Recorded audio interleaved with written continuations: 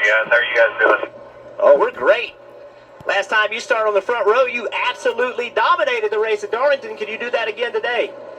I certainly hope so. I felt like our Bass Pro Shops Charger Toyota was really good yesterday in practice. So, yeah, definitely, you can't lead a ball unless you start up here. So, for sure, feel like we have a great opportunity to execute, do like what we did at Darlington. So, yeah, definitely got a good shot at it. Just got to put it all together. These things are really hard to do that and win. So, if we do that, we should have a shot at it. So.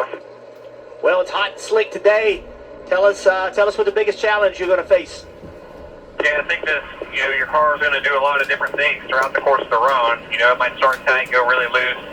You're going to obviously have to be up by the fence. And like you said, it's hot and slick. You're going to be flipping and sliding around. So just trying to, run close to that thing without hitting it. There's more speed there, but whenever you do jump over it, obviously it's not good. So it'll be a challenge. Hopefully, we can do it. I know we're up for it. So see what we got.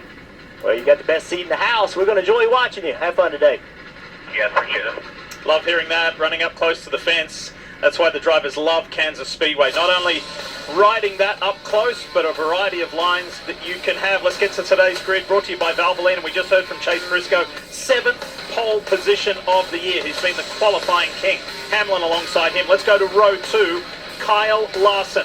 Yes, he loves this place, and could today be the day that gets back to victory lane? Chase Elliott, his teammate, starts alongside him. The third row, Christopher Bell. He was the runner-up here earlier this year in May, and the first non-playoff driver is Carson Hocevar. Row 4 shows us Bubba Wallace, who has been victorious here and is feeling confident, alongside Ty Gibbs. Row 5, Ross Chastain, another driver who has gone to victory lane here in Kansas. He likes his chances alongside Eric Jones. And then William Byron and Tyler Reddick on row 6. Back to the 7th row, Josh Berry, who had such a great run last weekend, and Noah Gregson. As we check in with Kim Coon. Kimmy?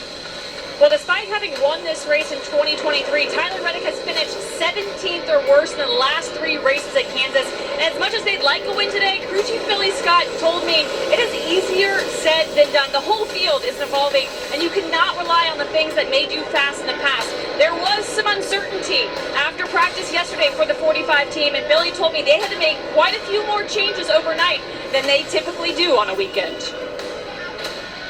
All right, let's jump back in the starting lineup. Row 8, Chris Buescher. Last year, lost this race by 1/1000th of a second.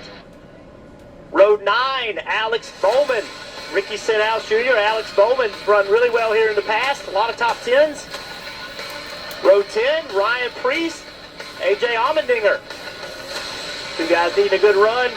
Row 11 and row 12, Michael McDowell and SVG. After the green flag drops, they will have to serve a stop-and-go penalty for rules violations.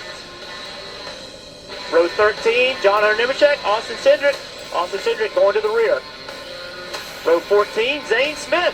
Had a lot of speed lately, looking to finish the race off. Row 15, Kyle Busch, 2-time winner here. Dave.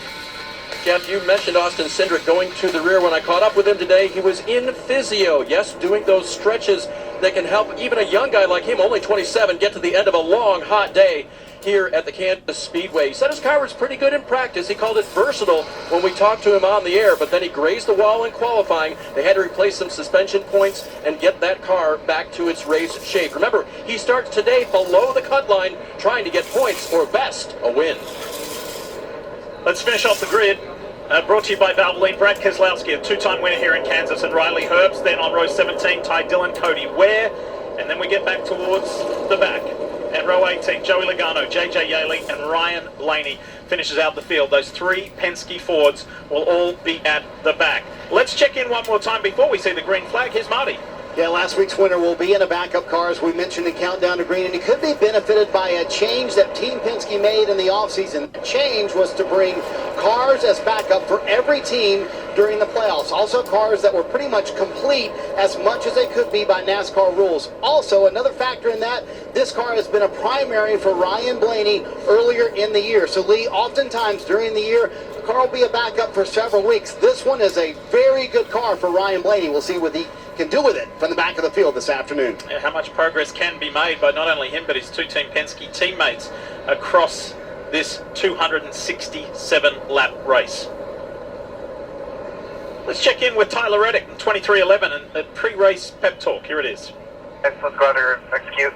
proud of everyone's hard work, the team effort. Let's give it our best, and hopefully have a shot at winning this race here.